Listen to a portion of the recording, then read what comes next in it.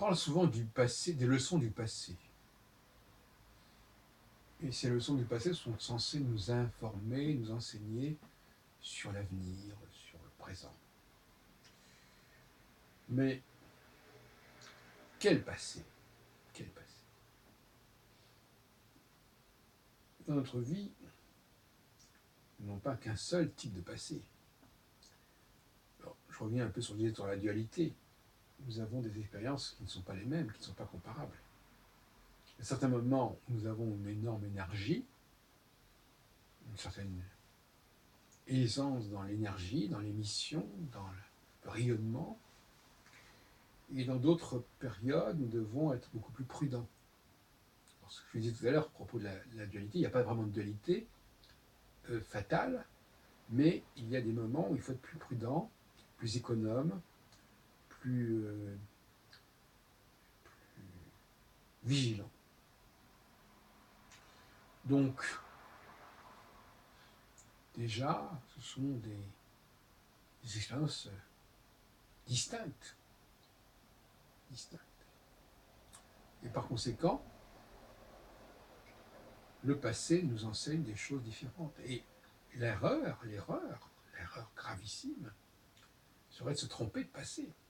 C'est-à-dire de ne pas savoir à un moment donné lequel des mémoires, si on peut dire dans tous les sens du terme, au masculin comme au féminin, quel est le stock d'informations que nous devons mobiliser dans notre mémoire pour gérer une période qui se présente maintenant. Et si on est dans une phase d'économie, d'attention au risque pris, on ne va pas se comporter de la même façon que si on est dans une phase, au contraire, où il y a une sorte d'aisance, parce que les signaux sont clairs, parce que la relation avec les autres est claire, etc. Donc le passé, quel passé? Alors, je voudrais un peu changer de sujet, enfin si on peut dire, pas vraiment, bien sûr. Et je reviens un peu sur André Barbeau et son indice cyclique. Je lis sur Internet que André Barbeau, qui est né en 1921, et qui donc va sur ses 95 ans, et qui est un grand ami de Didier Gélin, je lis qu'il s'attend à des choses très graves pour 2020.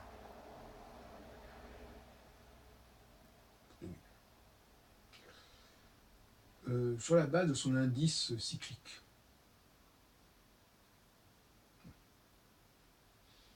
Alors, moi, ma philosophie de l'astrologie, c'est qu'il n'y a rien de grave. Il n'y a jamais rien de grave. L'astrologie n'est pas là pour nous indiquer s'il y a des choses graves ou pas. Ce qui est grave, c'est notre façon de gérer les événements. C'est notre façon de ne pas faire attention à certains risques, à certains problèmes. Mais en soi, les cycles ne nous apportent rien de grave. La nuit, alternant avec le jour, c'est pas grave. Si on est bien éclairé, si on est bien chauffé, si on fait attention, bien couvert, même que l'hiver n'est pas forcément grave en soi, si on fait ce qu'il faut. Et les peuples ont toujours appris à gérer ce cycle des saisons. Maintenant, effectivement, on a plus de chances d'attraper la grippe en mois de janvier qu'au mois de juillet, c'est clair. Mais si on fait attention, ça ne se produira pas. Donc, il ne s'agit pas de cristalliser une situation à venir en disant il va se passer ceci ou cela. Dans le pire des cas, il faudrait dire il y a un risque qu'il se produise telle et telle chose. Et d'ailleurs, qu'est-ce que font les prophètes sinon annoncer quelque chose en disant qu'on peut éventuellement l'éviter?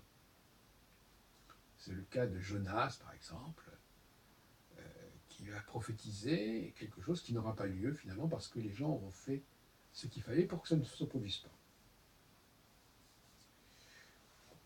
Alors, la tentation des astrologues, c'est de laisser croire, de croire et de laisser croire que en telle année, il y aura quelque chose qui va avoir lieu et qui ne peut pas ne pas avoir lieu.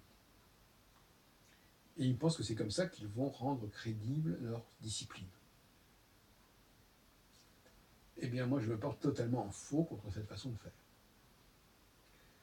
Je dis que l'astrologie doit donner l'exemple de raison gardée. C'est-à-dire qu'elle est là, non pas pour nous expliquer qu'il va y avoir des catastrophes ou des phénomènes majeurs. Non, elle est là, au contraire, pour nous montrer qu'il n'y a rien à signaler. C'est toujours la même chose. Bien sûr qu'il y a des périodes, des phases, si on veut, où il faut faire un peu plus attention, il faut être plus vigilant, comme je disais, mais c'est tout. Voilà.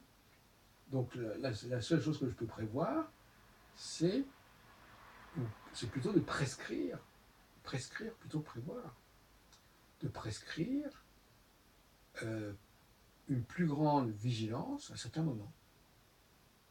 Voilà. Ça va plus loin. Et de dire que si on ne fait pas cela, on va avoir des graves problèmes. Ce qui veut dire quoi? Que si on n'écoute pas l'astrologue, on va avoir des problèmes. Voilà ce que ça veut dire. Ce qui est pas mal. Et que si l'astrologue est écouté, ben, il n'y aura pas de problème. Si l'astrologue tel que moi je l'entends, bien évidemment, pas l'astrologue du genre Barbeau annonçant je ne sais quelle catastrophe ou quelque événement remarquable. Il n'y a pas d'événement remarquable dans l'absolu. L'astrologie n'est pas là pour nous donner des événements remarquables. Est-ce que le fait qu'il y ait un jour et une nuit, qu'il y a un hiver et un automne, est-ce que c'est des événements remarquables? Non. C'est quelque chose qui est fondamental, qui est constant, qui est dans la très très longue durée, mais ce n'est pas remarquable. Ce qui est remarquable, c'est par exemple que en tel été, il y a eu la canicule et qu'on n'ait pas su protéger les gens contre la canicule et qu'il y ait eu une mortalité chez les personnes âgées tout à fait anormale. Ça, c'est remarquable. Qu'à telle époque, les gens n'aient pas pu se chauffer et qu'il y ait eu des épidémies de grippe et que les gens attrapaient froid et que des personnes soient mortes de froid, ça, c'est quelque chose qui est remarquable. Mais ce n'est pas écrit. Il n'est pas écrit que les gens doivent mourir de faim, mourir de froid l'hiver et mourir de chaleur l'été. Non. Il est un fait que nous devons nous protéger en conséquence, aussi bien des dangers de l'hiver que des dangers de l'été, c'est tout. Donc, il n'y a absolument aucune raison de se polariser sur l'année 2020. Absolument aucune. Sans parler du fait que cette année cyclique, j'en ai montré à maintes reprises les limites et le fait que, à la base même, il était déjà plus ou moins faussé, parce qu'on va mélanger. Donc, premièrement, il n'y a aucune visibilité déjà. Ce sont des signaux qui n'existaient pas autrefois, puisque Pluton, Uranus, Neptune et Pluton ne sont connus que depuis 200 ans et quelques, et donc par conséquent, ils n'ont pas pu marquer l'histoire de l'humanité, sauf à laisser entendre que les astres agissent sans que l'humanité n'intervienne, ce que je n'accepte pas. C'est les hommes qui ont choisi de privilégier certains signaux et de se prêter et de se référer à ces signaux pour organiser leur existence. Ces signaux ont été instrumentalisés, ils n'ont aucune obligation d'exister. Et ça, toute la génération de Barbeau, Nicolas, etc., commettent les mêmes erreurs en laissant croire que le cosmos agit sur nous et que nous devons simplement nous contenter de le comprendre, de le décrypter, de le déchiffrer, alors que ça, en fin de compte, ce sont nos ancêtres qui ont instrumentalisé le cosmos, qui en ont pris que certaines données, certains éléments, et pas tous les éléments, certainement pas, et qui n'ont privilégié que certaines configurations, et pas toutes les configurations, certainement pas. Voilà. Donc, je suis pour une astrologie beaucoup plus raisonnable, vous l'avez compris.